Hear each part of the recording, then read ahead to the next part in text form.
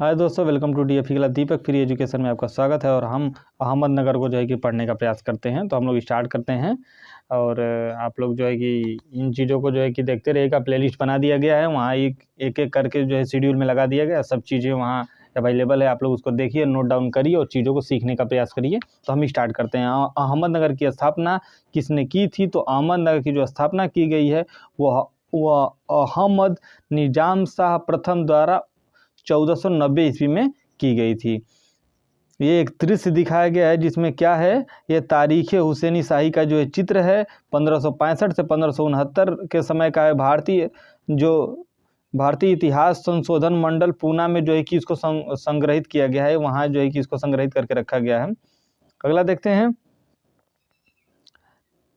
अहमदनगर के निजाम राजवंश का संस्थापक कौन था? तो अहमदनगर के जो निजाम राजवंश का संस्थापक अहमद निजाम शाह प्रथम रहा है। दक्षिण में किन शासकों के संरक्षण में तारीख़ हुसैन शाही की चित्र पांडुलिपियाँ तैयार की गई? तो अहमदनगर के शासकों के संरक्षण में जो है इस तरीके का कार्य देखने को मिलता है। तारीख़ हुसैन पर किसका प्रभाव पड़ा है? तो तारीख़ हुसैन पर जो प्रभाव देखने को मिलता है वो मालवा में चित्रित नियातनामा का जो है कि प्रभाव देखने को मिलता है। नियातनामा का विषय क्या है? तो पाक कला, भोजन बनाने की जो कला है, ये मुख्यतः जो है कि इसकी विशेषता रही है। नेक्स्ट अगला हम लोग देखने का प्रयास करते हैं। 1591 से 1595, जो 1591 से जो 1595 का जो समय रहा है वो रागमाला संबंधी जो चित्र रहे हैं वो अहमदनगर से जो है कि संबंधित रहे हैं दोस्तों। अगला देखते हैं, अहमदनगर में 1591 में बना हिंडोला राग चित्र जो है वो किसके संरक्षण में बना है?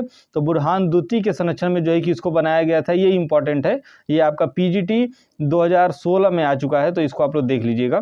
अगला देखते हैं, राग हिंडोला की रागिनी पटहंसिका 1590 से 95 के कलाविधि में कहाँ चित्रित किया गया है? तो अहमदनगर में जो है कि इसको चित्रित किया गया है। नेक्स्ट अगला क्या है? तो अहमदनगर की कला शैली में स्त्रियों का चित्रांकन हुआ है। दक्षिणी भारतीय ढंग से जो स्त्रियों में जो पहनावा को लेकर के जो है चोली, कसी हुई चोलियों का जो है आंकन जो है इस तरह के दृश्य को जो है कि इसमें दिखाने का प्रयास किया गया है। तो ये आप लोग देखिएगा। हम लोग जो है कि राकेश गोस्वामी सर की रिवीजन बुक को पढ़ने का प्रयास कर रहे हैं। अब हम लोग स्टार्ट करते हैं गोलकुंडा। गोलकुंडा क्या है? गोलकुंडा को हम लोग पढ़ने का प्रयास करते हैं। तो गोलकुंडा का संस्थापक था इब्राहिम कुतुब शाह। गोलकुंडा का जो संस्थापक रहा वो इब्राहिम कुतुब शाह रहा। गोलकुंडा के कुतुब शाही वंश का संस्थापक कौन था? तो कुली कुतुब शाही को जो है कि माना जाता था। इब्राहिम के मृत्यु के बाद कौन संस्थापक बना? तो उसका पुत्र मोहम्मद कुली कुतुब शाही 1580 से 1611 में जो है कि वो संस्थापक के रूप में बना। गोलकुंडा का वह कला प्रिय सांस्कृतिक उन्नायक शासक जिसके समय गोलकुंडा चित्रकला अपने स्वर पर जो है कि पहुंच गई थी, अपने शिखर पर थी, तो वो मोहम्मद कुली कुतुब शाही को जो है कि माना जाता है। दक्षिण लघु चित्र चांद बीबी पोलो चौगान खेलते हुए किस उपशैली से संबंधित रहा है? तो गोलकुंडा उपशैली से जो है कि संबंधित इसको माना गया है। अगला देखते हैं 1591 में हैदराबाद के चार मीनार का निजाम किसने करवाया था? तो कुली कुतुब शाही के द्वारा जो है कि इसको करवाया गया था। 1590 में कुली कुतुब शाही के समय में बने नृत्यांगना के 5 चित्र कहाँ सुरक्षित है? तो ब्रिटिश म्यूजियम लंदन में जो है कि इसको सुरक्षित किया गया। और ये इंपॉर्टेंट है, आप लोग इसको एक बार ध्यान से देख लीजिएगा इन चीज़ों को। अगला देखते हैं, गोलकुंडा चित्रशैली का सबसे उत्कृष्ट चित्र।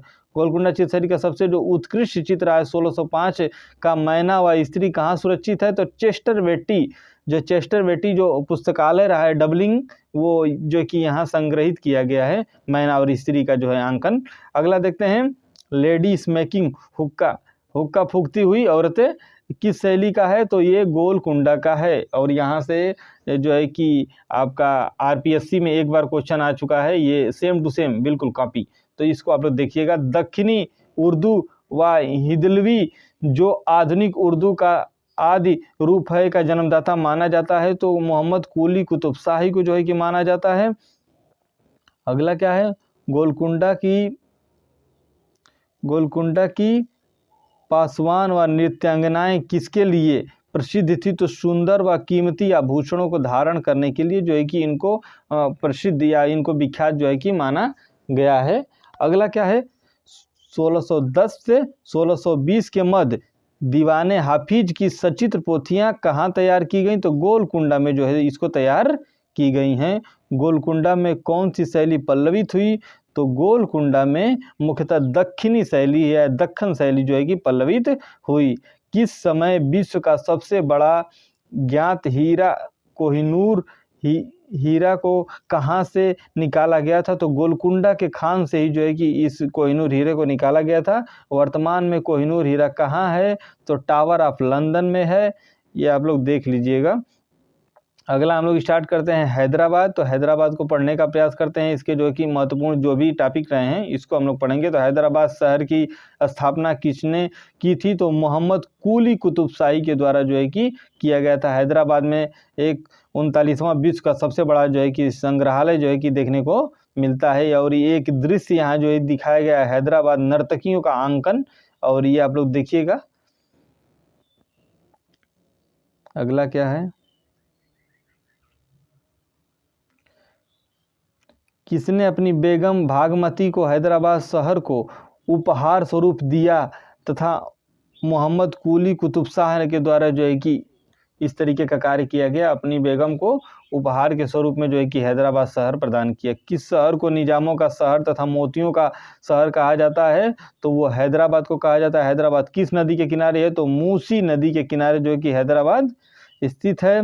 गोलकुंडा के कुली कुतुब शाही राजवंश का संस्थापक कौन था? तो गोलकुंडा के जो कुली कुतुब शाही जो राजवंश था वो मोहम्मद कुली कुतुब शाह को जो है कि माना जाता है। हैदराबाद का कौन सा शासक कलाकारों का आश्रयदाता रहा है?